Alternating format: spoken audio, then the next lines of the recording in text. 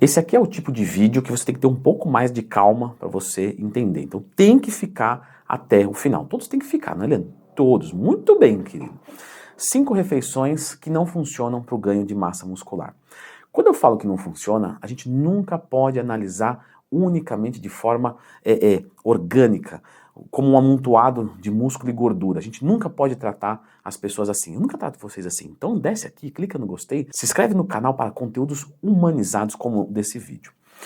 O que eu quero dizer com isso? Vamos lá. Nossa refeição número 5. Abóbora e frango. Abóbora é uma ótima fonte de carboidratos? Ótima fonte. O frango é uma ótima fonte de proteínas? Ótima fonte. Eles vão ajudar na construção de massa muscular? Com certeza. Mas por que não funciona? Porque olha só o que eu estou falando, hein? Provavelmente, para quem tem uma necessidade energética muito alta para ganhar massa muscular, vai ter que comer um caixote de abóbora gigantesco. O frango tudo bem, né?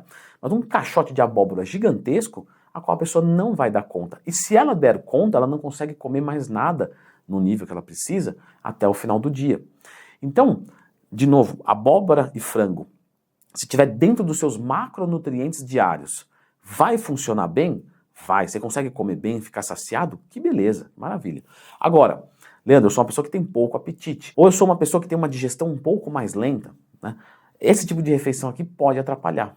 Número 4. Muita salada. Pessoal, eu já falei que salada aqui é essencial. Lembra de procurar Leandro Twin mais tempo que você vai entender o porquê o multivitamínico não substitui a salada, por exemplo. Porém, vale lembrar que a salada tem pouca caloria. Para quem está querendo ganhar massa muscular, tem que ingerir um pouco mais de calorias. Então, se você consumir muita salada a ponto, olha o que eu estou falando, a ponto de atrapalhar de você cumprir a sua meta calórica, talvez nesse momento comece a diminuir um pouco, diminuir não é zerar, diminuir um pouco a ingestão de saladas, de vegetais, para que você consiga cumprir a sua meta calórica. O adequado é que você coma bastante salada, vegetais e cumpra a sua meta calórica. Porém, aqui a gente está trabalhando com um objetivo de forma específica, então a gente tem que dar prioridades. Numa dieta de redução de gordura corporal, é muito mais fácil comer muita salada, porque você já tem mais fome mesmo. Como ela tem pouca caloria, é totalmente conveniente. Porém, numa dieta de bulk, numa dieta de ganho de peso, isso pode ser ruim do ponto de vista de atrapalhar a sua ingestão, assim como foi o caso da abóbora. Então, qual que é a ideia? Num cutting, você pode, por exemplo, comer a salada antes da refeição, para até te forrar um pouco mais o estômago e vir um pouco mais tranquilo. No bulking, você pode colocar uma quantidade menor e comer depois, tudo que você aguentar. Lógico que se você deixar para o final 100%, às vezes você não vai querer comer nada, porque você vai estar muito cheio. Então é adequado que ali, para o final da refeição, vai colocando um pouco de salada, que você vai percebendo, para você poder comer o máximo possível, sem que isso atrapalhe a sua ingestão. Mas não é legal zerar o consumo de saladas, tá? Número 3, frutas. Frutas todas são maravilhosas para o ganho de massa muscular. Só que existem frutas que têm menos calorias, por exemplo, o melão. Melão é legal? Lógico que é.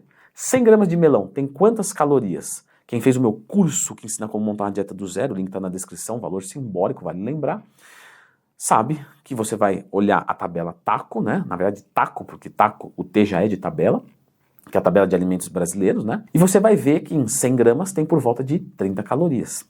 Isso quer dizer que é ruim? Não. Porém, se eu quero consumir, por exemplo, 500 calorias, 600 calorias, eu vou ter que consumir 1 quilo de melão. Isso depois de consumir uma refeição de arroz e frango gigante. Entende assim? Em outro momento do dia. Agora, se eu vou consumir uma banana, poxa, aí uma banana já é melhor. Já vai descer muito mais gostoso. Porque, até pela textura dela, e ela vai ter muito mais calorias.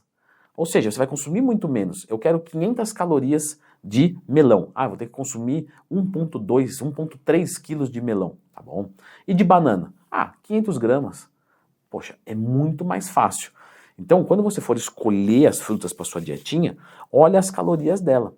Isso quer dizer que você não pode comer melão, você não pode comer mamão, você não pode comer uva, pera, maçã, você pode comer tudo isso. Porém, você vai olhar, se for mais conveniente para o seu apetite trocar essa fruta, faça essa troca. Vou colocar um abacate, vou colocar uma banana. Número 2, arroz, feijão e carne. Você fala, pô, Leandro, não dá? Mesma coisa que eu expliquei, tá, gente? Mesma coisa. O feijão, ele é um ótimo alimento, ele é extremamente nutritivo. Por que o fisiculturista não come feijão? Porque é difícil fazer, Tem uma influência cultural dos Estados Unidos, onde o pessoal não come feijão na dieta. Numa dieta de bodybuilder, pelo menos não, quem mora lá me diga melhor. É um alimento de baixo índice glicêmico, que tem muita fibra, isso te dá muita saciedade. Numa dieta de ganho de peso de um fisiculturista gigante, que come feito um maluco, se ele comer um monte de feijão, ele não consegue comer mais nada durante o dia. Isso pode se aplicar a você numa porção menor, né, numa proporção menor, melhor colocado. Então, você pode consumir o feijão, mas qual que é a minha sugestão para você que não tem muito apetite? Coloca o feijão só para ficar mais molhadinho, porque molhadinho é mais gostoso, vai ajudar a descer mais fácil, né, aquela quantidade de arroz, e maravilha, é isso. Então, na verdade, você vai usar o feijão como um artifício para poder comer mais. E não colocar um monte de feijão, que até às vezes é mais fácil comer, né, vai ficar mais molhadinho tudo, até mais saboroso, lógico, para quem gosta, mas aí vai te deixar cheio o resto do dia. Então tenta reduzir o feijão, pode colocar ele, mas tenta reduzir, quanto menos melhor, e mais arroz, que tem mais calorias e um poder de digestão mais fácil. A carne vermelha também tem uma digestão um pouco mais lenta. Então você usar o frango e o peixe pode ser mais fácil. Então, se você também tem pouco apetite, mais peixe e frango do que carne vermelha. E o nosso número 1, pasta de amendoim durante o dia. Mas por que durante o dia? A pasta de amendoim é gordura, ela deixa toda a digestão mais lenta, ou seja, vai te dar muita saciedade, apesar que tem bastante calorias. O que você pode fazer? Deixa ela para o final do dia, quando você vai ter mais período de digestão. A sua última refeição do dia você coloca lá a sua pasta de amendoim. Ah, vai ficar meio cheio, mas pô, você só vai comer no outro dia, amanhã de manhã, então vai ser muito mais fácil. Novamente, Leandro, eu consumo a pasta de amendoim durante o dia, não muda nada para mim, funciona. Maravilha. Nenhum dos alimentos que eu coloquei aqui, eles são ruins. Eu estou falando aqui de contexto. Eu vou deixar a indicação desse vídeo aqui agora, com 6 refeições ótimas para ganhar massa muscular. Quase que um exemplo, quase não, um exemplo de um cardápio completo. Café da manhã, lanche da manhã, almoço, lanche da tarde, janta, né? Dá uma olhadinha nesse vídeo aqui.